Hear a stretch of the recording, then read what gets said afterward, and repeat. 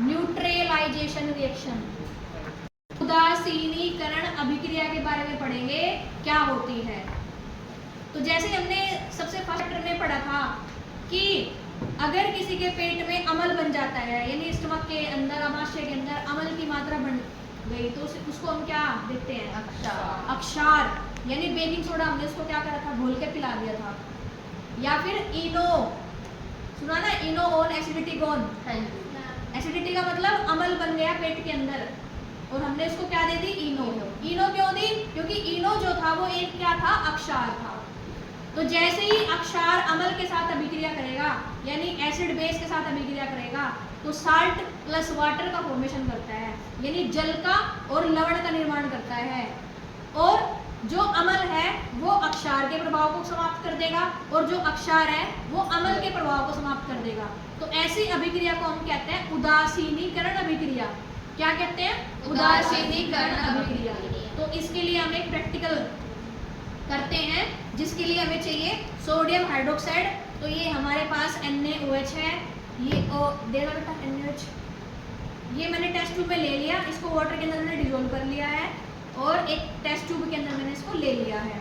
दूसरा चाहिए हमें एक क्या? एसिड यानी अम्ल, और अम्ल चाहिए हमें हाइड्रोक्लोरिक अम्ल। ये हमारा हाइड्रोक्लोरिक अम्ल है जिसको HCl कहते हैं, ये भी मैंने दूसरी टेस्ट ट्यूब में ले लिया है। बात समझ में आई?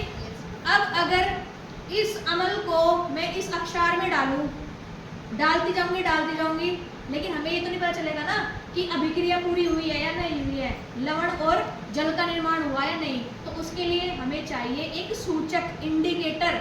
पढ़ा था ना हमने, इंडिकेटर के बारे में पढ़ा था। दो तरह के इंडिकेटर होते हैं, एक नेचुरल यानी प्राकृतिक और एक होते हैं मानव निर्मित, है ना। तो हम क्या ले लेंगे?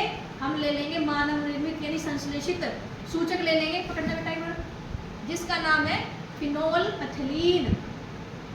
क्या नाम है इसका? फिनोल्फथलीन। इसकी एक बूंद इसमें डालेंगे, डाल दीजिए इसमें एक बूंद, मैं डाल देती हूँ।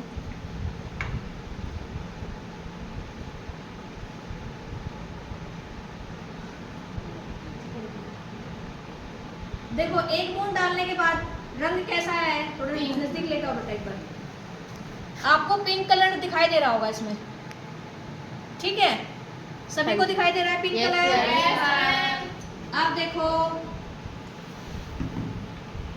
अब मैं इसके अंदर डालूंगी क्या? HCl। क्या डालूंगी? HCl। तो जैसे ही मैं इसके अंदर HCl डालूंगी तो जो पिंक कलर है ना गायब हो जाएगा।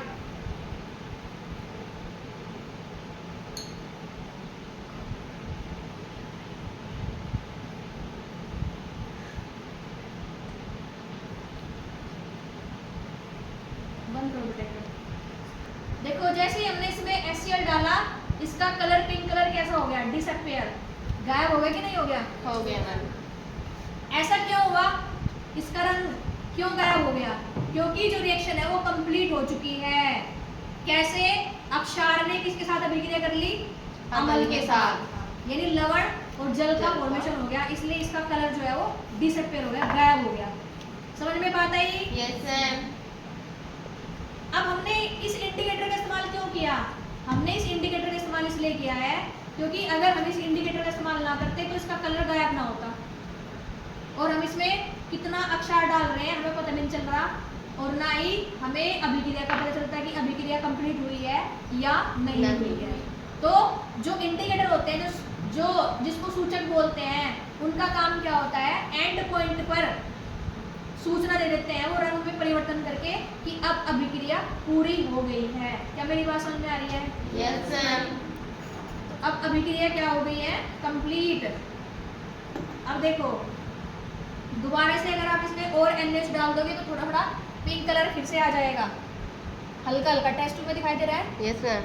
दिखाओगे, ये डालिए इसमें, देखो फिर से आ गया। बात समझ में आ रही है? फिर से पिंक कलर आपको दिखाई दे रहा है। Yes sir. जैसे ही आप इसमें और एसिड डालो,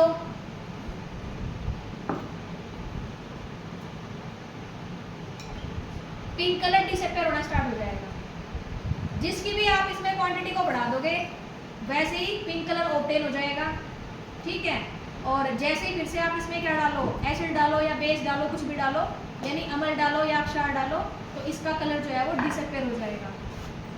तो समझ में आया? अम्ल अक्षारक से मिलकर किसका निर्माण करते हैं? लवण और जल का निर्माण करते हैं। अब अभिक्रिया को लिखेंगे बोर्ड के ऊपर, देखो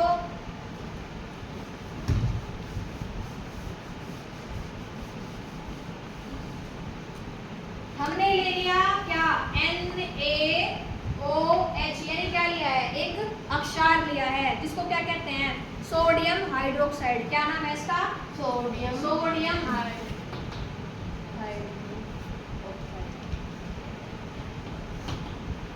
ये हमने सोडियम हाइड्रोक्साइड ले लिया, प्लस हमने इसमें क्या मिलाया, कौन सा अम्ल मिलाया, याद तो कौन सा मिलाया है?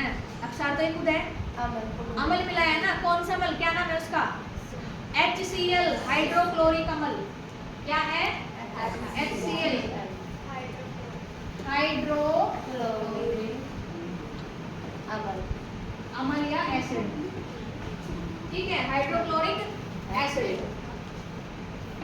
तो हमने क्या देखा, जैसे ही सोडियम हाइड्रोक्साइड को हाइड्रोक्लोरिक एसिड के अंदर डालते हैं या हाइड्रोक्लोरिक एसिड को सोडियम हाइड्रोक्साइड के अंदर डालते हैं, तो किसका निर्माण होता है? साल्ट प्लस वाटर, यानी लवण और जल का।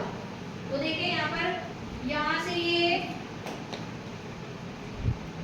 ये हाइड्रोजन और OH आपस में मिलकर क्या बना देंगे, H2O, और प्लस यहाँ से Na और यहाँ से Cl, क्या बन जाएगा, NaCl, यानी ये क्या बनेगा, वाटर यानी जल, और वो क्या बनेगा हमारा, साल्ट यानी लवण। और कौन सा साल्ट बना है, वो सोडियम क्लोराइड। कौन सा बना है? सोडियम क्लोराइड, जिसका यूज हम अपने घरों में करते हैं खाने के लिए। समझ गए? याद रहेगा। और इस अभिक्रिया को कौन सी अभिक्रिया कहते हैं? उदासीनीकरण अभिक्रिया कहते हैं। क्या कहते हैं? उदासीनीकरण अभिक्रिया, यानी न्यूट्रलाइजेशन रिएक्शन, जिसमें एसिड और बेस मिलकर के, यानी अम्ल और अक्षार मिलकर के क्या करते हैं, साल्ट और वाटर यानी जल और लवण का निर्माण करते हैं। ऐसी अभिक्रिया को हम क्या कहते हैं? उदासीनीकरण अभिक्रिया कहते हैं। समझ में बात आई? याद रहेगा सभी को? कोई बच्चा ऐसा जिसको ना समझ में आया दोबारा पूछ लो। सबको आ गया? बस